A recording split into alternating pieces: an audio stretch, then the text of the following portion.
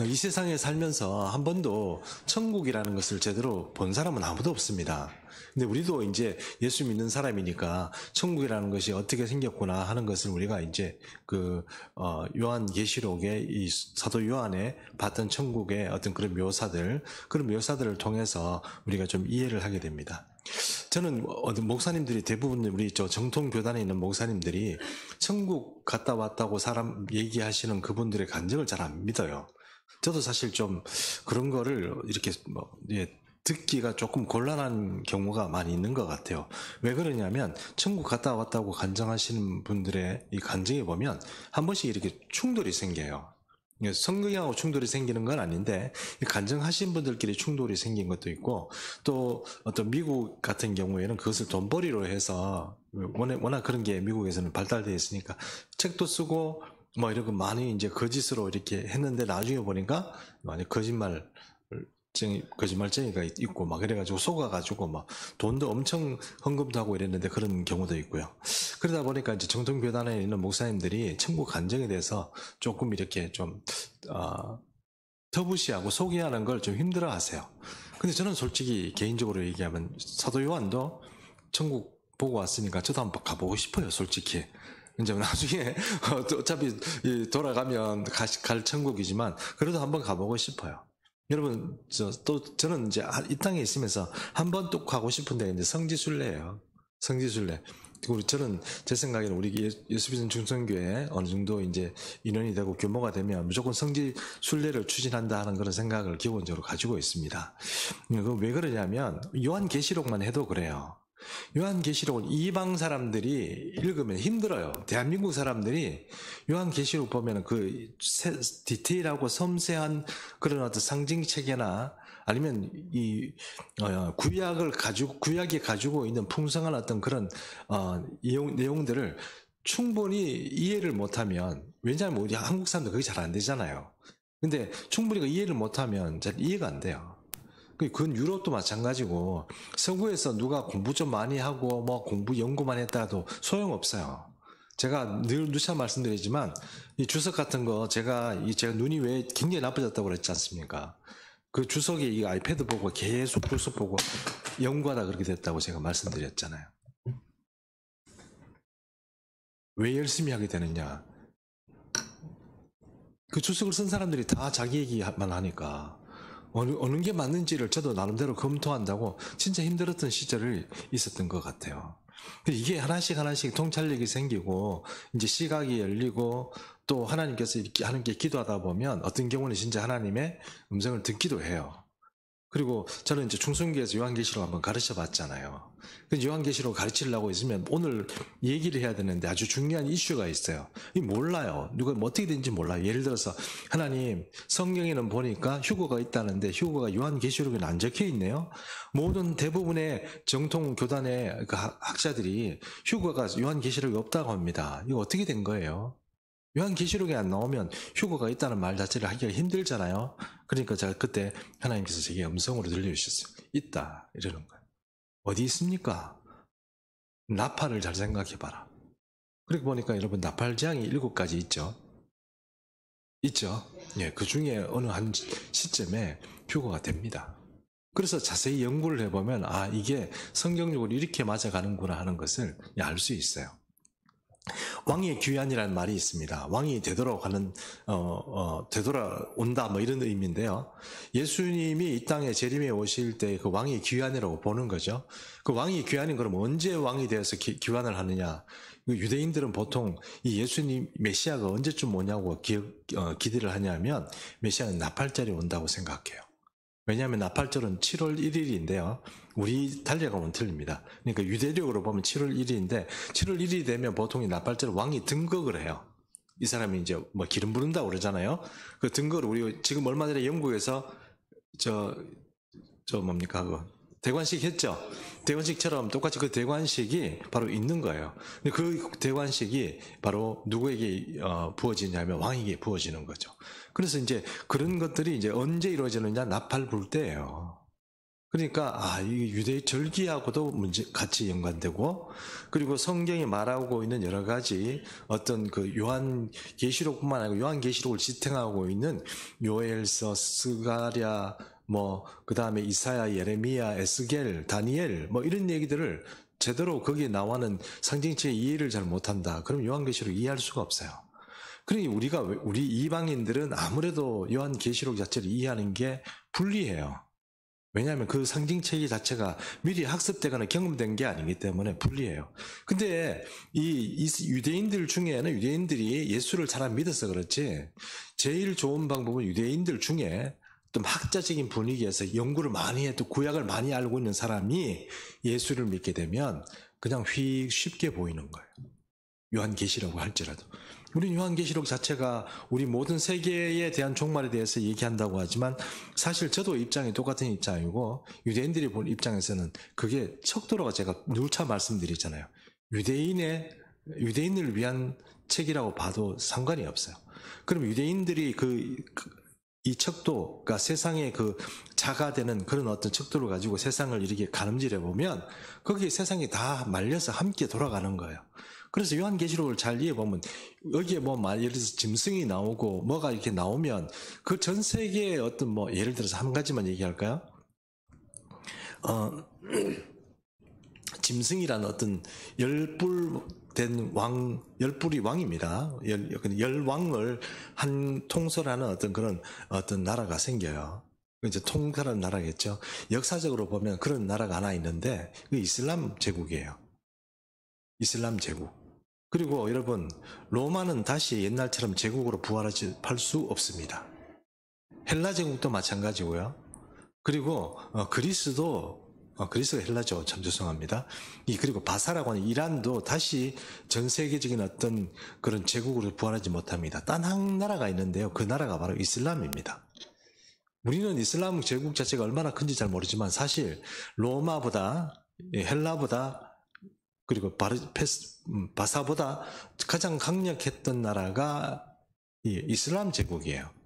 근데 요한 이 사도가 그 요한 계시록을 쓸 때만 해도 요한 사도는 뭐라고 얘기했냐면 지금 이 땅에 없는데 앞으로 올 나라인데 그 나라가 죽었다가 다시 산다 하고 그 제국 자체를 설명을 했는데 그 제국은 이 세상에 우리가 종말의 시간이 가까워지는 이 시기에 보면 딱 하나밖에 없어요. 제가 방금 말씀드린 것처럼 로마도 제국으로 다시 부활할 수 없습니다. 지금 보세요. 이탈리아 지금 어떤 입장이에요? 제국으로 부활할 수 있겠어요? 못합니다. 로마는요. 로마가 이탈리아 지금 수상인데 이란은요? 안 됩니다. 그리스는요. 그리스 재정이 파탄 나가지고 이 EU 그룹 안에서 제일 문제가 이 그리스입니다. 이슬람 제국은요. 한 나라가 아니고 통합되는 나라입니다. 그러면 생각해보면 앞으로 이 세계에서 다시 한번 이 제국으로 부활할 수 있는 나라는 성경의 예언에 따르면 이슬람 제국밖에 없어요. 유엔이 아닙니다. EU도 아니에요. 이슬람 제국 자체가 다시 부활하는 거예요. 그렇게 되면 여러분 바로 우리가 흔히 말하는 세계 정부라는 것이 이슬람 제국 안에서 만들어져요. 그 이슬람 제국과 이스라엘이 싸우게 되는 이야기가 바로 환란 중에 나오는 이야기가 되는 것입니다. 그러니까 합리적인 사고고 그게 성경적인 이야기예요. 우리가 오늘 창세기 말씀을 통해서 하나님께서 아브라함에게 어떤 땅을 주신다고 그렇게 말씀하셨죠? 그 북단은 어디입니까? 북단은 유브라데 강이라고 그랬지 않습니까? 남단은 어디라고 그랬습니까? 애굽 시내라고 그랬지 않습니까? 그 기억나시죠? 북단과 남단이 있는데 그것을 이룬 왕이 다윗 왕이라고 그렇게 말씀하셨잖아요. 말씀드렸지 않습니까? 다윗 왕이 이루고 그리고 솔로몬이 그것을 다스렸다고 그렇게 말씀드렸지 않습니까? 그 하나님께서 그 땅을 자세히 읽어보시면요. 그 땅을 아브라함에게 준다고 얘기한 게 아니고 아브라함의 후손들에게 영원히 준다고 그랬어요. 영원이란 말이 일시적인 말도 아니고 지금 이스라엘 민족이 그 본토에 2000년 동안 나라가 없다가 거기 와가지고 지금 그 나라가 지금 있지만 앞으로 만약에 하나님께서 그 나라를 복원한다면 어떻게 그 땅이 복원되겠습니까? 하나님께서 아브라함에게 처음 주신 그 약속 그대로 영원히 보존되는 그 약속의 땅이 이스라엘에게 다시 주어지는 거예요. 그럼 그런 문제를 생각해 보면 하나님께서 우리에게 주시고 어떤 약속하신 것이 이 문자 그대로 이루어진다는 것을 생각해 보면 우리가 좀 불리한 거예요. 아무래도. 그러니까 최대한 구약적인 어떤 지식을 좀 가지고 현 시대를 읽는 것도 조금 읽어가고, 그리고 어떤 뭐 합리적인 사고가 있는 사람이 성경 요한계시록을 이해를 해야 잘못되지 않고, 물론 오류는 있을 수 있습니다. 완벽한 사람이 없으니까요. 완벽한 목자는 없습니다. 저도 이렇게 조금 요한계시록 그 요즘 들어서 조금 잘 하신다는 분, 이렇게 좀 잘 이렇게 강의하시는 분들 이렇게 잘 들어보면 오류가 많아요. 그럼에도 불구하고 우리가 이렇게 그런 사고를 좀 구약적인 생각을 가지고 또 히브리적인 어떤 사고관을, 세계관을 이해하고 이런 것을 가지고 있는 분이라야 좀 이해를 잘 할 수 있습니다. 그러므로 신천지나 뭐 이상한 그런 교단에서 가르쳐 이단은 아예 무시를 하세요. 그 들을 필요도 없는 얘기예요. 완전 쓰레기예요. 그런 얘기는 들을 필요 없고, 이제부터 우리가 천천히 제가 왜 성경 말씀이 이렇게 표현하고 있는지 그런 것들을 구약도 다 이렇게 연결해 가면서 여러분에게 설명해 드리겠습니다. 그러나 여러분, 하나님을 믿으면 하나님의 보내시는 종도 믿어야 되겠지만, 그럼에도 불구하고 저는 솔직히 고백합니다. 예, 저는 대단한 종도 아니고 이러기 때문에 저도 오류가 있을 수 있습니다. 여러분들이 잘 들어보시고 그렇게 하는데, 그래도 제가 여러분에게 소개하고 설명할 때는 그냥 한두 번 이렇게 해보고 생각해보고 한 게 아니고, 정말 저도 나름대로 고심 많이 하고 저도 연구도 많이 해서 여러분에게 말씀드린다는 것을 좀 이해를 해 주셨으면 좋겠습니다. 자, 그럼 이제 우리 한번 보호자와 천국의 정경이라는 제목을 가지고 한번 보도록 하겠습니다. 오늘 이 4장 말씀이죠. 계시록 4장 말씀인데, 지금 우리가 1장을 하고 2장 3장을 건너뛰어 왔잖아요. 그렇죠? 그 2장 3장에는 어떤 내용들이 들어가 있습니까? 7 교회에 주시는 예수님의 메시지가 들어가 있죠. 예, 그래서 이 2장 3장은 우리가 지금 하는 것보다는 언제 하는 게 좋으냐면, 요한계시록 얘기를 다 듣고 나서 보는 게 좋습니다. 왜냐하면 이거는 미래의 이야기고, 지금 오늘 4장부터 하는 얘기는 미래적인 어떤 이야기고, 2장 3장은 현실적으로 그 로마 시대의 압제 가운데 살아가는 그 7 교회의 성도들의 이야기이기 때문에, 교회의 이야기이기 때문에 그것들은 나중에 우리가 다 하고 나서 다시 보는 것입니다. 그렇게 보면 지금 우리가 지금까지 봤던 것하고 조금 다르게 볼 수 있는 그런 것이 된다는 것입니다. 자, 그래서 오늘은 이제 그 첫 번째 시간으로 이 보호자 천국의 정경이라는 제목을 한번 보도록 하겠습니다. 첫 번째, 요한의 천국에 들어갔습니다. 계시록 4장 1절 말씀인데 우리 함께 읽습니다. 시작. 이 일 후에 내가 보니 하늘에 열린 문이 있는데, 내가 들은 바 처음에 내게 말하던 나팔 소리 같은 금성이 이르되,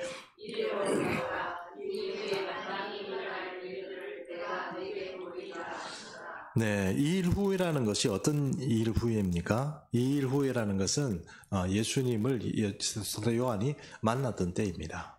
예수님이 사도 요한을 만나고 편지의 서신서의 내용들을 하나님을 통해서 이 사도 요한이 듣고 그것을 기록했을 때입니다.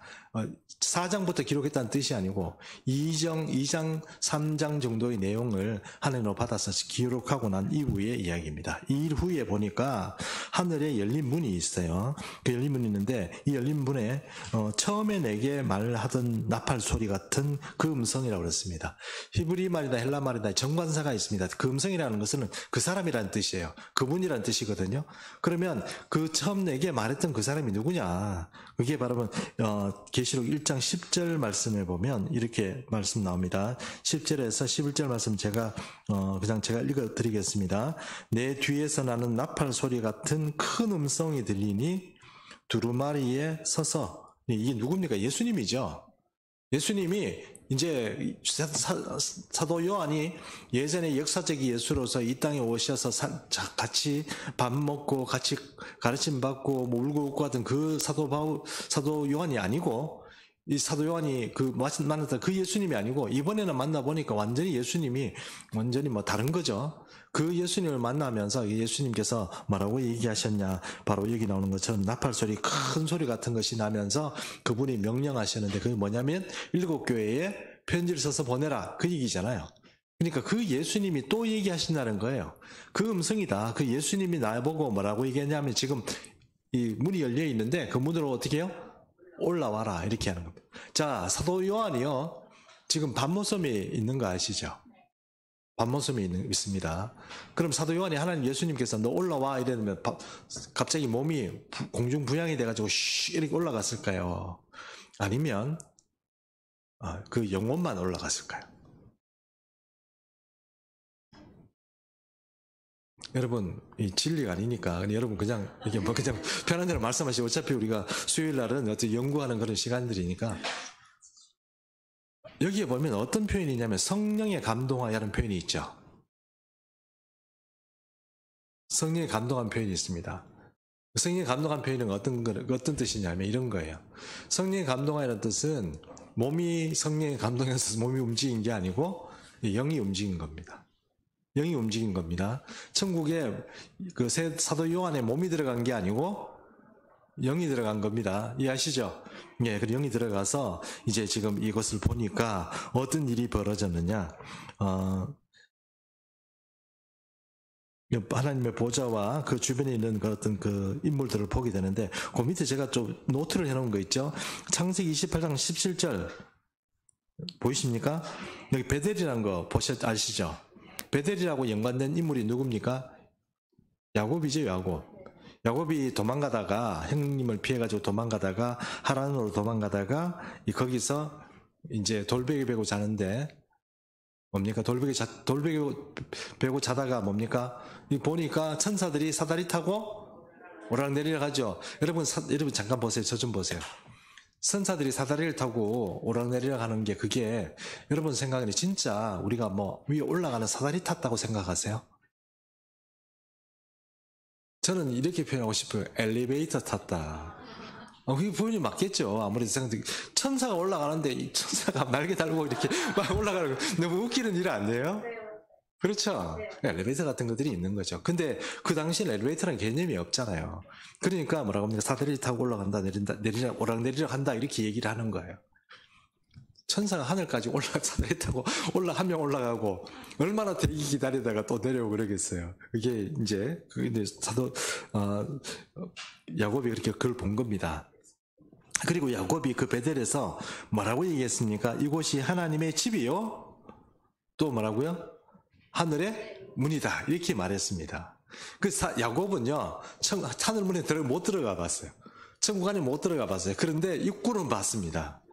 입구는 본 거죠. 야, 저기 천사들이 저기 왔다 갔다 하는 거라 여기, 야, 저기 바로 하나님의 집이 있구나. 이렇게 표현을 한 게 바로 여기 벳엘이다. 그렇게 벳이란 말은 뭡니까? 집이란 뜻이고 엘은요, 하나님이란 뜻이거든요. 신의 문이다. 하나님의 문이다. 이렇게 되는 것입니다. 자, 어쨌든 이렇게 재미있는 그 야곱이 하나님의 집을 발견했지만 들어가면 사람은 없습니다. 그런데 이 사도 요한은 이제 하늘 나라에 들어간 거예요. 천국에 들어간 겁니다. 그래서 두 번째 보겠습니다. 2절에서 3절 말씀 또 읽습니다. 우리 함께 읽습니다. 시작. 내가 곧 성령에 감동되었더니 보라 하늘의 보좌를 베풀었고 그 보좌 위에 앉으신 이가 있는데 앉으신 이의 모양이 벽과 홍목석과 같이 또 무슨 이가 있어 보좌에 들렸는데 그 모양이 녹보석 같더라. 여기 보니까 벽옥이란 그 보석을 여러분 우리는 잘 모르죠. 전문 지질학자도 아니고 보석 감정사도 아닌데 벽옥이 어떻게 생긴지 모르는데 제가 이렇게 사진을 찾아서 보니까 벽옥은요, 여기 나와 있는 것처럼 홍보석이라 나오는데 홍보석은 말 그대로 약간 진짜 이 투명한 붉은색 빛을 내는 보석이에요. 홍보석은. 벽옥은 어떤 거냐면 거기에 약간 거뭇거뭇한 점 같은 무늬들이 섞여 있어요. 그런데 우리가 이제 투명하게 이제 붉어 보이는 홍보석보다 이 벽옥이 재료가 어때요? 제가 전문 감정사가 아닌지 모르겠는데 제가 이렇게 봐서는 벽옥이 더 비싸 보였어요. 뭔가 색깔이 뭔가 약간 좀 더 고급져 보여요. 하여튼 그런 색이 있는 거예요. 붉다는 뜻이죠. 예, 그걸 붉다는 뜻입니다. 여기 보면은 이제 예수 하나님께서 이렇게 주님이 이렇게 나와 있는데 그 보좌 위에 앉으신 이가 있는데 3절에 보니까 앉으신 이의 모양이 벽옥과 홍보석 같다고 그랬죠. 그러면 그 하나님이 앉아 계시는 보좌에 앉아 계시는데 이 사도 요한은 그걸 본 거예요. 하나님을 봤는데 하나님의 지금 이 모양이 어때요? 붉죠. 빛나는 붉은색이에요. 멀게요. 그런 빛으로 지금 하나님께서 앉아 있는 것을 이 사도 요한이 봤다는 거예요.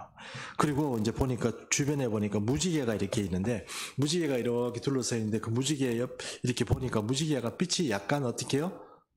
녹보석, 녹색을 띤 약간 푸른 빛깔이 나는 그런 어떤 빛들이 이렇게 있더라 하는 것을 지금 사도 요한은 지금 증언하고 있습니다. 근데 이 벽옥이라는 것이 이 성경에 보면 NJR 나와 있는 거 보이십니까? 제가 노트 NJR 썼죠. NJR은 뭐냐면은 뉴예루살렘, 새 예루살렘입니다. 새 예루살렘이에요. 새 예루살렘의 성곽이 벽옥으로 되어 있다고 요한계시록 21장 18절에 나와 있어요.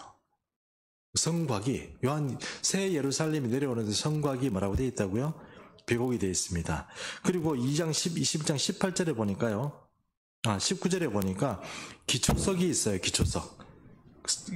그러니까 뭐 기초석이라고 하면 또 무슨 기초석이 있겠죠. 제가 정확하게 안 봐가지고 모르겠습니다. 새 예루살렘을. 그러나 이 사도 요한이 봤을 때 그 건물에 그 도시에 그 기초석이 보니까 뭐더라? 벽옥이더라 이런 거예요. 벽옥. 그런 붉은 빛깔 나는 그런 색이더라 하는 것입니다. 그래서 이 말씀들을 보면 이제 우리가 이렇게 생각할 수 있습니다. 우리가 새 예루살렘을 보지는 못했잖아요. 근데 사도 요한은 봤어요. 사도 요한을 안 믿으면 모르겠지만 사도 요한을 믿는다 그러면 이게 진짜로 실제로 벽옥이 가지고 있는 성벽체와 또 어떤 기둥을 가지고 있는 그런 불구스름한 빛깔을 가진 외부적으로 봐서 그런 어떤 도시가 되겠구나 하는 것을 우리가 이해할 수 있는 것이죠. 그렇게 되어 있습니다. 자, 그리고 이 성경의 말씀들이 똑같이 거의 비슷한 수준으로 이렇게 본 사람이 있습니다. 그 사람이 누구냐면 에스겔이에요. 에스겔이 나와 있는 얘기도 보면, 그래, 에스겔 이야기를 여러분, 제가 이거 설명하기 전에 잠깐 말씀드리면, 에스겔이나 요한계시록은 묵시록이라고 그랬어요. 사실 신학자들이 묵시록을 별로 안 좋아해요. 예언서는 좋아해요. 왜냐하면 예언서는 딱 부러지잖아요.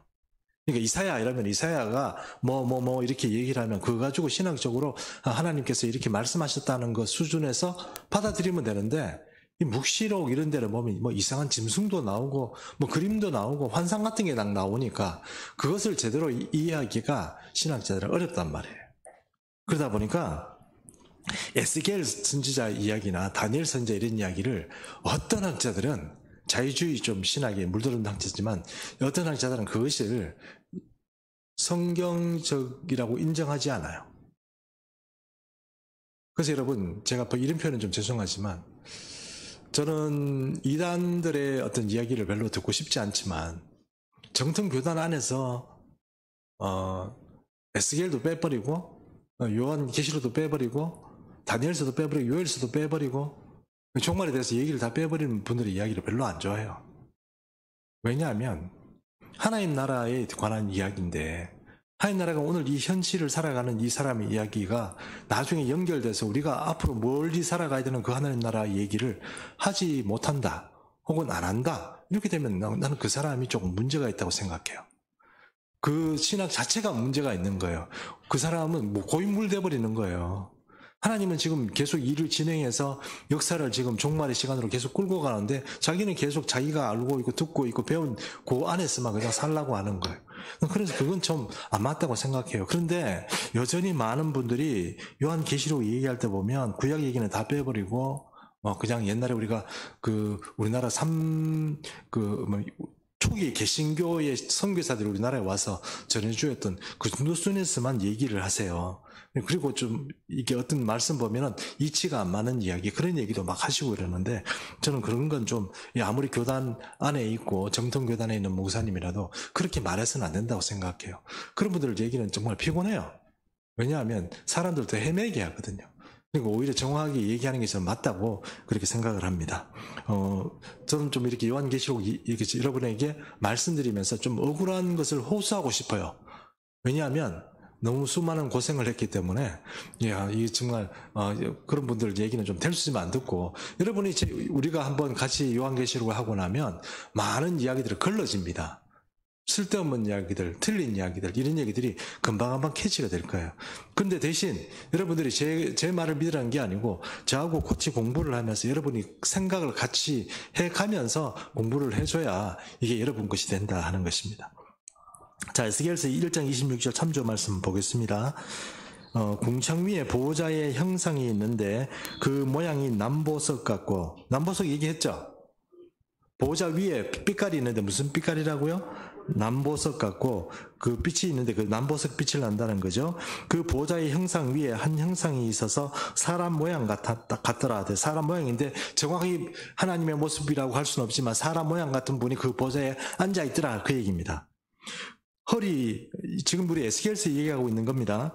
허리 위의 모양은 단쇠 같아서 그 속과 주위가 불 같고, 단쇠 같은 모양이 여러분 그것을 보석으로 표현하면 어떻습니까?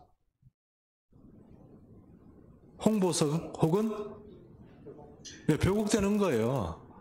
예, 요한계시록 사도 요한은 그것을 홍보석이나 벼곡이라고 표현을 한 거고, 에스겔은 보니까 거기 불이 붙어가지고 안에서부터 단쇠 같은 그 불이 붙어 있더라. 그 얘기를 지금 이 에스겔은 그렇게 말하는 겁니다. 그래서 사람이 됐고, 그리고 불 같고, 내가 보니 그 허리 아래의 모양도 불 같다 그랬습니다.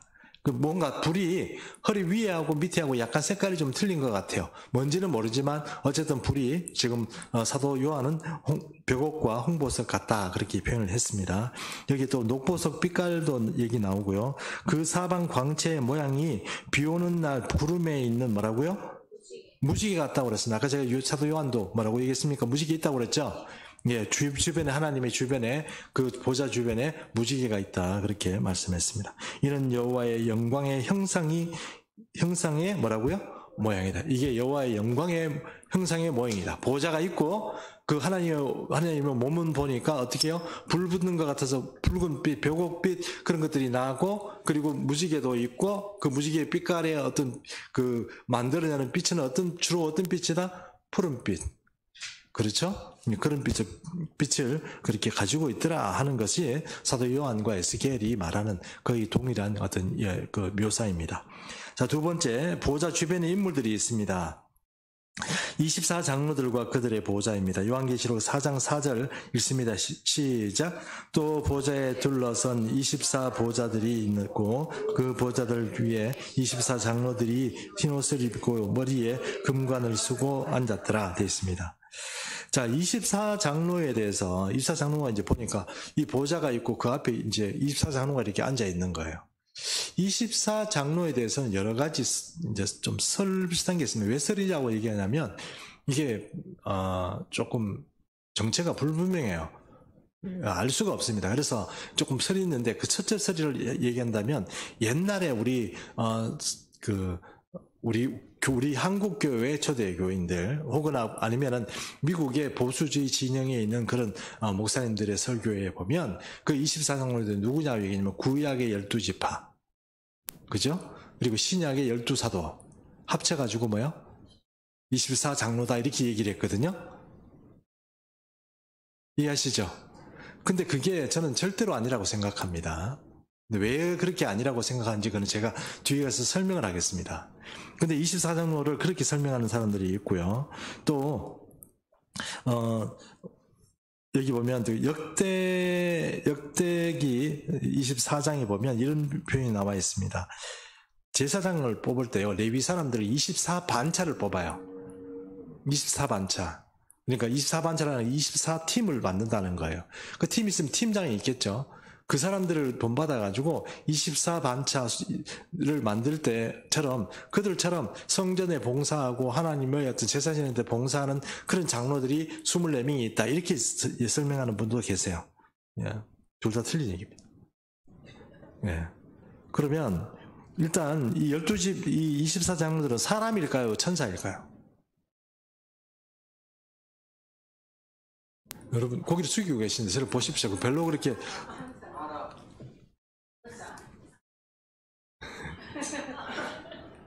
그러면 저도 이렇게 생각합시다.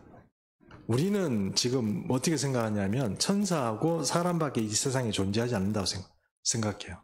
근데 성경을 잘 뜯어보면 천사란 종류 자체는 주로 어떤 일을 하냐면 믿는 사람들을 후사를 돕기 위한 일하는 존재들이 뭐예요? 천사예요. 그러면 여러분 보십시오. 하나님의 경영에 참여하고 이 우주를 경륜하고 사람을 지을 때 하나님과 회의하고 그 다음에 또 어떤 일들을 진행할 때 하나님과 천사들하고 하나님께서 얘들아 어떻게 했으면 좋겠어 물어봐요, 안 물어봐요? 안 물어보겠죠. 천사들하고 하나님하고 어떻게 말을 섞을 수가 있겠어요? 여러분, 물론 우리 주 예수님은 우리에게 너무너무 좋으신 분이고 우리가 괴롭고 힘들 때 우리를 찾아오셔서 말을 걸기도 하세요. 저도 그런 경험이 있고. 그런데 그럼에도 불구하고 천사들하고 하나님이 말을 했다. 그건 말이 안 돼요. 그리고 24장로들은 보좌가 있어요, 없어요? 이 사람들은 서서 다녀요? 아니면 자기 자리가 있어요? 보좌가 있다고 되어 있지 않습니까? 보좌가 있다는 얘기는 뭡니까? 이 사람들이 주님과 앉아서 이야기를 할 수 있는 수준의 그런 영적 존재라는 거예요. 그러니까 천사라고 얘기하기도 곤란하고 사람이라고 얘기하기도 곤란해요. 사람은 절대로 아닙니다. 여러분 생각해 보세요. 왜냐하면 창세전 조금 이따 제가 다시 설명을 드리겠습니다. 이세 장로들에서 설명을 조금 들어보면 왜 저 목사님이 이렇게 얘기하는구나 이해를 하실 거예요. 천사들도 아니고 천사는 말 그대로 여러분 천사는 하나님의 어떤 경륜에 참석할 수 있는 그 수준이 안 됩니다. 그리고 그 다음에 이 사람은 절대로 아니고요. 이 사람은 절대로 아니고 천사도 아니고 그런 존재들이 있다는 것입니다. 그런데 성경에 보니까 이 사람들이 하나님이 보좌에 있고 이 24장로들도 보좌에 앉을 만큼 다른 천사들이 앉아있다는 그 얘기가 있어요, 없어요? 없습니다. 이해하시죠? 그러면 하나님께서 어떤 하나님의 회의의 경륜에 참석하고 그들에게 하나님께서 말했을 때 그들에게 대답하고 그렇게 이 말을 할 수 있는 존재로서 24명의 장로들이 존재를 해요. 그거는 목사님 어디서 그런 건가 성경을 제가 다 이렇게 해석을 해드릴 테니까 한번 들어보세요. 저도 사실 그 사람들이 정확히 누군지는 몰라요. 아는 사람이 없겠죠. 어떻게 알겠어요? 그런데 그럼에도 불구하고 이 사람들은 사람도 아니고 천사도 아니라는 그보다는 더 높은 하이 레벨에 있는 분들이라는 것을 우리가 이해할 필요가 있어요. 그래서 여기 신천지가 이런 얘기를 했다고 그래요. 신천지 이런 얘기를 했는지 저는 모르겠습니다. 신천지 혹시 갔다 오신 분이 계시면 한번 이게 맞다고 한번 얘기해 주세요. 신천지는 24장로가 행정요원이라고 문관이라고 얘기했고 그 내생물 나오잖아요. 내생물은 무관이라고 얘기했대요. 전쟁하고 막 싸우는 그런 어떤 천사들이라고 그렇게 설명했다고 합니다. 이 얘기가 맞습니까? 이건 왜 그렇게 얘기하는지 조금 이해는 가지만 이 사람들은 완전히 틀린 말입니다. 신천지 얘기는 아예 들을 필요도 없지만 그래도 혹시 누가 얘기할 때 24장로에 대해서 얘기할 때 여러분이 헷갈릴까 싶어서 제가 설명을 드린 겁니다. 자, 창세기 1장 26절 우리 같이 읽습니다. 시작. 하나님 이르시되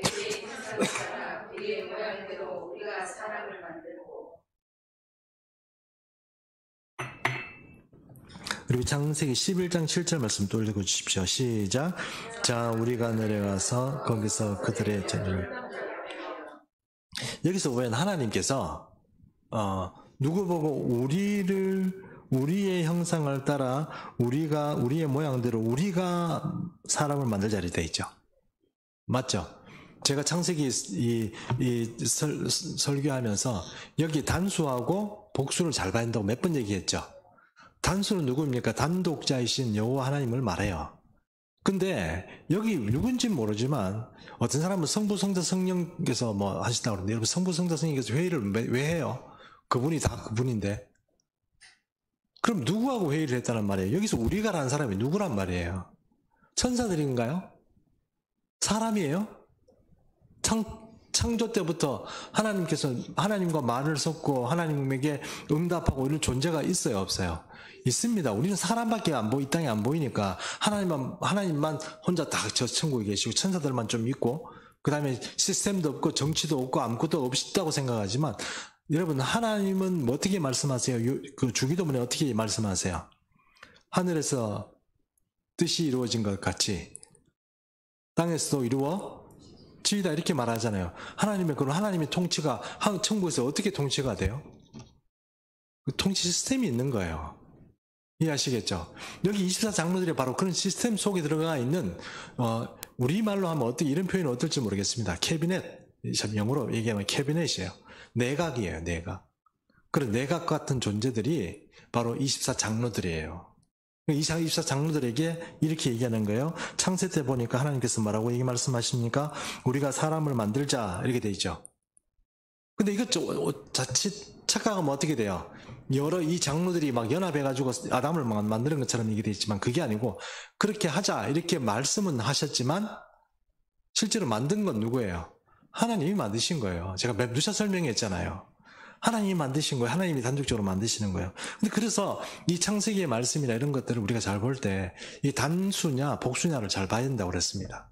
그리고 11장 7절의 말씀을 보십시오. 자, 우리가 내려가서 거기서 그들의 언어를 혼잡하게 하여 되는데 여기 그러면 하나님께서 혼잡했는데 여기 같이 함께 내려간 우리는 누구예요? 천사들이에요? 아니라고 말씀드릴 수밖에 없는 거죠. 제가 다시 말씀드리지만 여러분 우리가 이 시스템을 여러분 이해 안 가면 여러분 나중에 우리가 천년왕국이라는 거 들어간다 이렇게 생각해봐요. 천년왕국이라고 우리가 많이 들어가면 하나님께서 성경을 통해서 우리에게 어떤 주의를 부여하시냐면 더불어 왕노릇하리라 하는 표현이 나와 있죠. 예, 제가 너무 어렵게 강의를 하나요? 이해하시죠? 예. 우리가 나중에 하나님 나라에 가게 되면 하나님께서 우리에게 우리에게도 보호자를 줘요. 우리에게 자리를 주신다고요. 그럼 우리가 그 자리를 하고 주님과 함께 주님의 명령에 따른 대리 통치를 하는 그런 위치에서 우리가 살아가게 될 거예요. 똑같이 이 지금 시스템으로서는 우리가 이해할 수 없지만 하늘에도 보니까 그 시스템이 있더라는 거예요. 그게 누구라는 거예요? 24장로라는 거예요. 그 24장로는 사람도 아니고 천사도 아니고 그보다는 더 훨씬 높은 하이레벨에 있는 그런 존재라는 것을 우리가 이해할 필요가 있다 하는 것입니다. 그래서 그런 것들이 어디에 나와 있냐? 이게 여기 지금 2가지밖에 제가 안 써놨잖아요. 엄청 많이 나와요. 성경에 엄청 많이 나와요. 예를 들어서 미가 선지자 있죠? 미가야 선지자 아십니까? 그 북이스라엘 왕이 전쟁을 하러 나가는데 미가야 선지자를 데려와가지고 야, 우리 전쟁하러 가면 어떻게 되겠어? 그러니까 미가야 선지자가 아이고 나가세요. 나가셔서 한번 잘 싸워보세요. 이렇게 얘기하니까 왕이 야, 너 정말 죽고 싶냐? 똑바로 얘기해라. 하나님 뭐라고 얘기하더냐? 그러니까 그 미가야 선지자가 뭐라고 얘기했습니까? 거기 400명의 선지자들이 있었거든요. 400명 선지자에게 하나님께서 회의를 하는데 하나님의 회의에 참석했어요. 그랬더니 이거 어떻게 제가 왕 이름이 잠깐 기억이 안 납니다. 왕인 걸 네? 왕을 제가 이거 지금 요번 전쟁대에 데려가서 죽였으면 좋겠는데 어떻게 했으면 좋겠냐 이러니까 한 사람이 말하고 한 천사는 아닐 거예요. 한 어떤 존재가 뭐라고 얘기합니까? 제가 들어가서 한번 해보겠습니다. 그럼 어떻게 할래?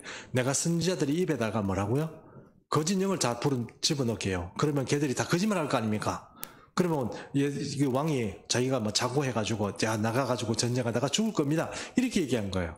근데 그 400대리죠. 미가야 선지자만 어떻게 말합니까? 그 회의 장면을 봤죠. 미가야 선지자가 그 하나님의 회의하시는 그 장소에서 가서 본 거예요. 근데 그 중에 24장로인지 누군지는 모르지만 하나님한테 그 회의 중에서 뭐라고 얘기했다고요?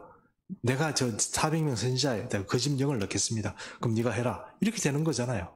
그걸 누가 봤다고? 미가야 선지자가 봤다고요.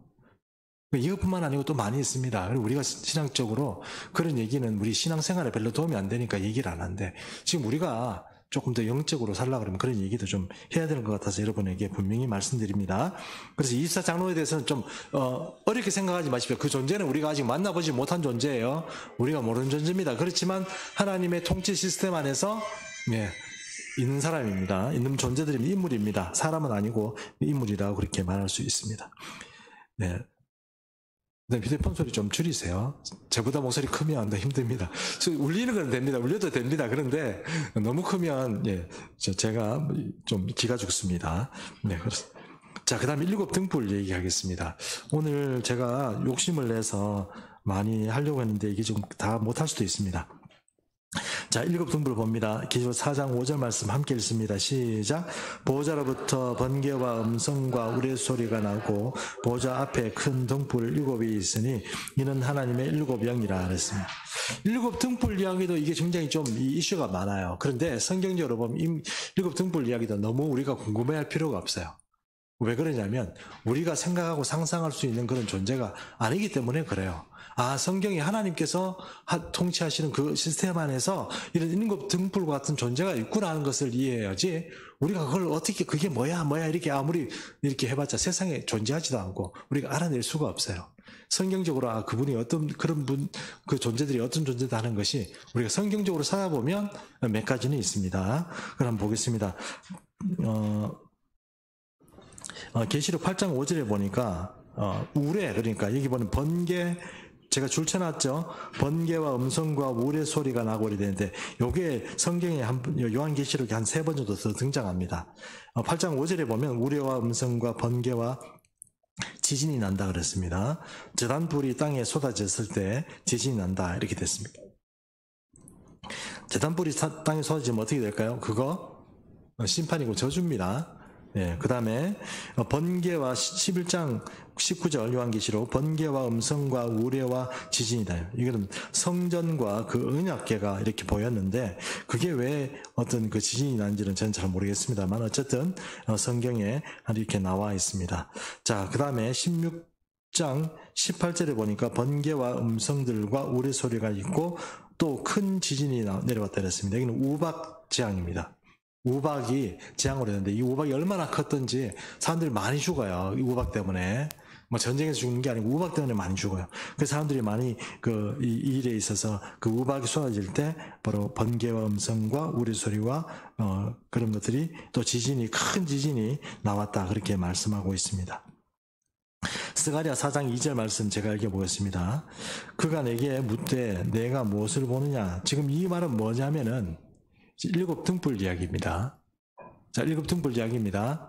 7 등불 이야기를 스가랴 4장 2절에 이렇게 말하고 있습니다. 그가 내게 묻되 내가 무엇을 보느냐?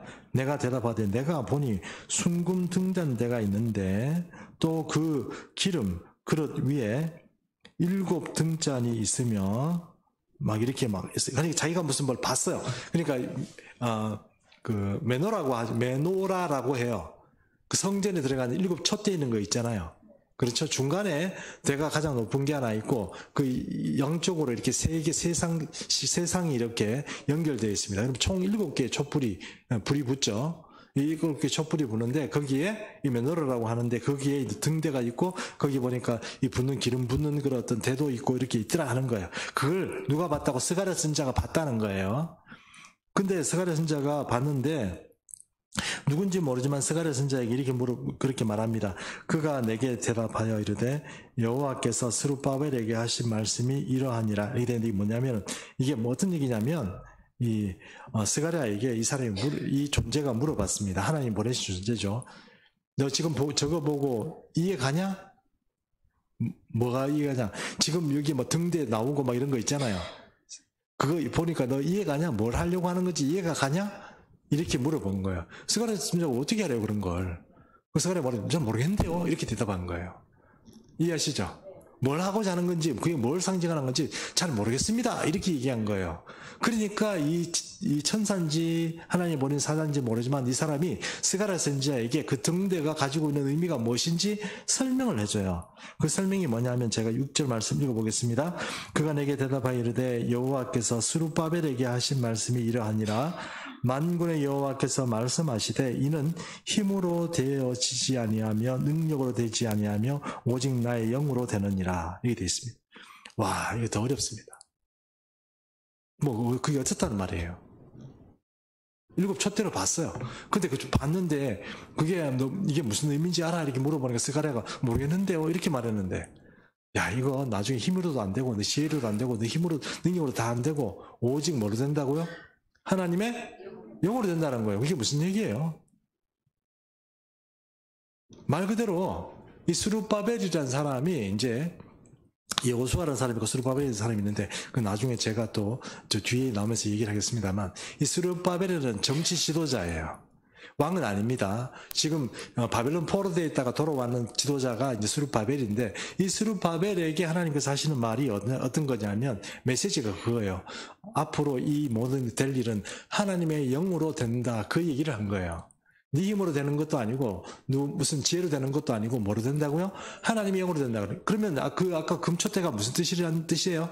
하나님의 영이라는 뜻이에요. 하나님의 영이라고 말할 수 있는 그런 표현이에요.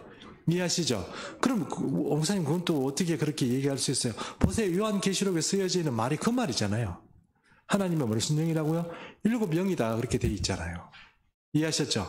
그러면 좀 어려워지는 거예요. 야, 하나님 영이 7개인가 있나? 그렇죠? 점점 더 어려워지잖아요? 하나님 영이 7개가 있단 말이야? 근데 여러분, 이게 하나님 영이 7개 있는지 사실 제가 정확히 모르겠지만 이사야에 그 힌트가 있어요. 이사야 11장 2절 말씀 한번 봅니다. 같이 읽습니다. 시작.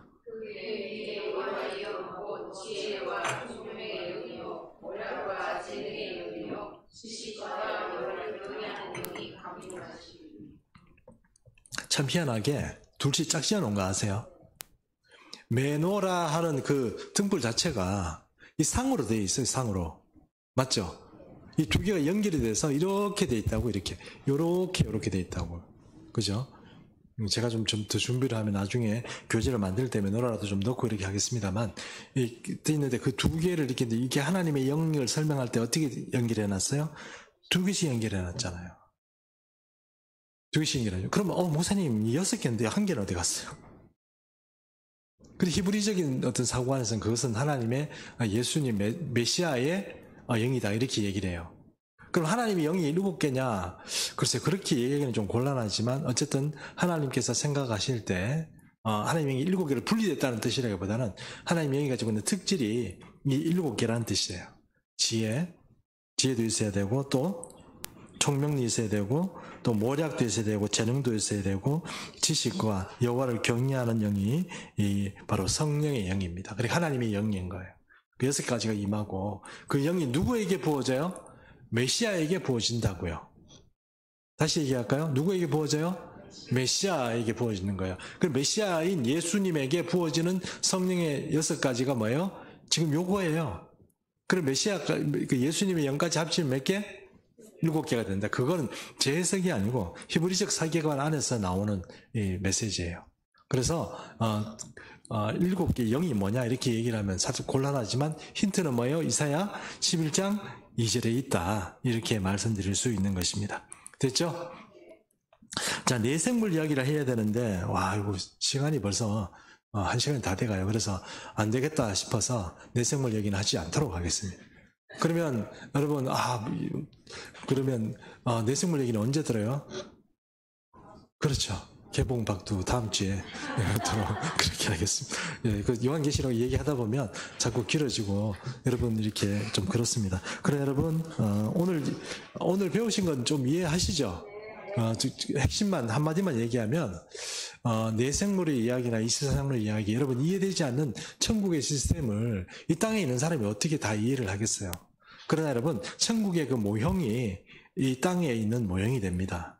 그 모세가 이 성전을 지을 때 그 모델이 뭐였습니까? 성막을 지을 때 하나님께서 있는 하늘의 성전의 모습을 보여줬다고 그렇게 말씀하셨잖아요. 하나님이 통치하는 방식은 지금도 마찬가지예요. 또 이 천국에 있는 시스템을 잘 이해하면 우리가 이런 어떤 내용도 좀 잘 이해할 수 있습니다. 한 가지만 더 덧붙이고 그만해야 되겠는데 덧붙이고 말씀드리겠습니다. 천국에도 서일이 있습니다. 하나님 가까이 있는 존재들이 있고 그보다 좀 멀리 떨어가는 존재들이 있어요. 그래서 찬양을 하는데도 보면 찬양 순서가 있어요. 아무나 난 찬양하고 싶어요 막 나와서 하는 게 아니고 순서가 있습니다.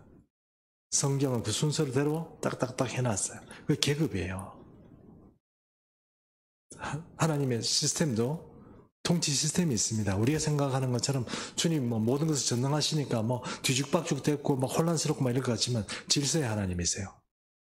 교회도 마찬가지고 모든 일들을 질서를 깨는 것이 마귀의 역할이고 혼란을 가리키고 교회를 갈라버리고 이렇게 사람들의 마음을 갈라버리는 게 마귀의 역할이에요. 하나님은 그렇게 하지 않으세요.